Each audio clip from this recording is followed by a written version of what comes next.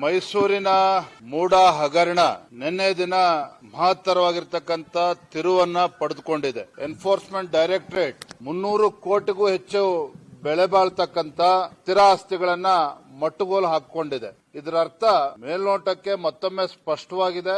ಮೂಡ ಹಗರಣದಲ್ಲಿ ಮುಖ್ಯಮಂತ್ರಿಗಳು ತಮ್ಮ ಕುಟುಂಬಕ್ಕೆ ಅಕ್ರಮವಾಗಿ 14 ನಿವೇಶನಗಳನ್ನ ಪಡೆದುಕೊಂಡಿದ್ದಾರೆ. ಇದರಿಂದ ಮೂಡಕ್ಕೆ ಕೋಟಿ ರೂಪಾಯಿ ನಷ್ಟವೂ ಕೂಡ ಆಗಿದೆ.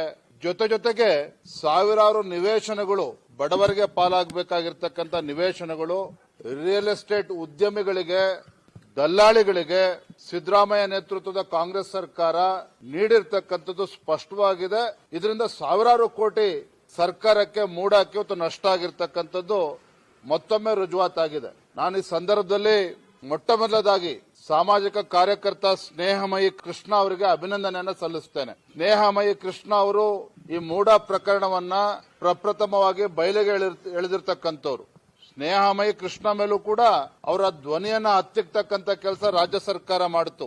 ಕಾಂಗ್ರೆಸ್ ಮುಖಂಡರುಗಳು ಅವನ ಮೇಲೆ, ಸ್ನೇಹಮಯಿ ಕೃಷ್ಣ ಅವರ ಮೇಲೆ ಆರೋಪನ ಹೊರಿಸಿ ಅವ್ರನ್ನ ಅರೆಸ್ಟ್ ಮಾಡತಕ್ಕಂತ ಹಂತಕ್ಕೂ ಕೂಡ ರಾಜ್ಯ ಸರ್ಕಾರ ಹೋಗಿತ್ತು. ಇದರ ನಡುವೆ ಇವತ್ತು ಎನ್ಫೋರ್ಸ್ಮೆಂಟ್ ಡೈರೆಕ್ಟರೇಟ್ ನಿನ್ನೆ ಈ ಬೆಳವಣಿಗೆ ಏನಿದೆ, ಇದು ಮತ್ತೊಮ್ಮೆ ಸಿದ್ದರಾಮಯ್ಯನವರು ಅಪರಾಧಿ ಸ್ಥಾನದಲ್ಲಿ ನಿಲ್ಲಿಸತಕ್ಕಂತ ಕೆಲಸ ಆಗಿದೆ. ಇದರ ನಡುವೆ ಏನು ಹಿಂದೆ ರಾಜ್ಯಪಾಲರು ಪ್ರಾಸಿಕ್ಯೂಷನ್ಗೆ ಅನುಮತಿಯನ್ನ ಕೊಟ್ಟರು ಸಿದ್ದರಾಮಯ್ಯನವರ ವಿರುದ್ಧ ಮೂಡ ವಿಚಾರದಲ್ಲಿ, ರಾಜ್ಯಪಾಲರ ಮೇಲೂ ಕೂಡ ಅಪವಾದನ ಹೊರಿಸತಕ್ಕಂತ ಕೆಲಸ ಸಿದ್ದರಾಮಯ್ಯ ನೇತೃತ್ವ ಕಾಂಗ್ರೆಸ್ ಸರ್ಕಾರ ಸಚಿವರುಗಳು ಕೂಡ ಮಾಡಿದ್ರು.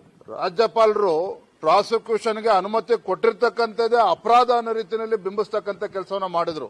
ತದನಂತರದಲ್ಲಿ ರಾಜ್ಯ ಉಚ್ಚ ನ್ಯಾಯಾಲಯ ರಾಜ್ಯಪಾಲರು ಕೊಟ್ಟಿರ್ತಕ್ಕಂಥ ಅನುಮತಿ, ಪ್ರಾಸಿಕ್ಯೂಷನ್ ಕೊಟ್ಟಿರ್ತಕ್ಕಂಥ ಅನುಮತಿ ಸರಿಯಾಗಿದೆ, ಮೇಲ್ನೋಟಕ್ಕೆ ಈ ಮೂಡ ಹಗರಣದಲ್ಲಿ ತಪ್ಪುಗಳು ನಡೆದು ಹೋಗಿದೆ, ಅವ್ಯವಹಾರ ನಡೆದಿದೆ, ಮುಖ್ಯಮಂತ್ರಿಗಳ ಕುಟುಂಬಕ್ಕೆ ಅಕ್ರಮವಾಗಿ 14 ನಿವೇಶನಗಳು ಕೊಟ್ಟಿದ್ದಾರೆ, ಇವೆಲ್ಲವೂ ಕೂಡ ಮೇಲ್ನೋಟಕ್ಕೆ ರುಜುವಾತಾಗಿದೆ ಅನ್ನೋದನ್ನ ಹೈಕೋರ್ಟ್ ಮತ್ತೊಮ್ಮೆ ಹೇಳ್ತಕ್ಕಂಥ ಕೆಲಸ ಮಾಡಿತು. ಈಗ ಇಡಿನೂ ಕೂಡ ನೆನ್ನೆ ಹೇಳಿದೆ. ಹಾಗಾಗಿ ರಾಜ್ಯದ ಗೌರವಾನ್ವಿತ ಮುಖ್ಯಮಂತ್ರಿಗಳು ಸಿದ್ದರಾಮಯ್ಯನವರು ಇದ್ದಾರೆ. ನಮ್ಗೇನು ಸಿದ್ದರಾಮಯ್ಯನವ್ರ ಬಗ್ಗೆ ದ್ವೇಷ ಇಲ್ಲ, ಆದ್ರೆ ಅಪರಾಧ ಆದಂತ ಸಂದರ್ಭದಲ್ಲಿ, ತಪ್ಪಾಗಿರ್ತಕ್ಕಂಥ ಸಂದರ್ಭದಲ್ಲಿ ಮುಖ್ಯಮಂತ್ರಿಗಳು ಈಗಾಗಲೇ ರಾಜೀನಾಮೆ ಕೊಡಬೇಕಾಗಿತ್ತು. ಮುಖ್ಯಮಂತ್ರಿಗಳು ಸಿದ್ದರಾಮಯ್ಯನವರು ಸ್ವಯಂ ಪ್ರೇರಣೆಯಿಂದ ಈ ಮೂಡ ತನಿಖೆ ಸಿಬಿಐಗೆ ವಹಿಸಲೇಬೇಕಾಗಿತ್ತು.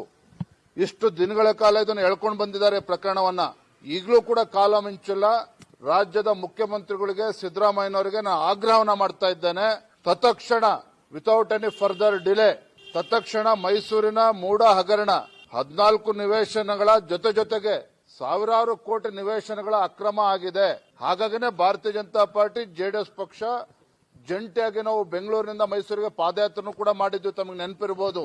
ಹಾಗಾಗಿ ಇದು ಈಗಲಾದ್ರೂ ಕೂಡ ಅರ್ಥ ಮಾಡಿಕೊಂಡು ಬಂಡತನವನ್ನ ಬಿಟ್ಟು ಸಿದ್ದರಾಮಯ್ಯನವರು ಮುಖ್ಯಮಂತ್ರಿಗಳು ತತ್ಕ್ಷಣ ಈ ಮೂಡ ಹಗರಣವನ್ನ ಸಿಬಿಐ ತನಿಖೆಗೆ ವಹಿಸಬೇಕಾಗ್ತದೆ, ಮತ್ತೆ ಮುಖ್ಯಮಂತ್ರಿ ಸ್ಥಾನಕ್ಕೆ ರಾಜೀನಾಮೆ ಕೊಡಬೇಕು ಅಂತ ಹೇಳಿ ನಾನು ಇವತ್ತು ಆಗ್ರಹವನ್ನ ಮಾಡ್ತಾ ಇದ್ದೇನೆ.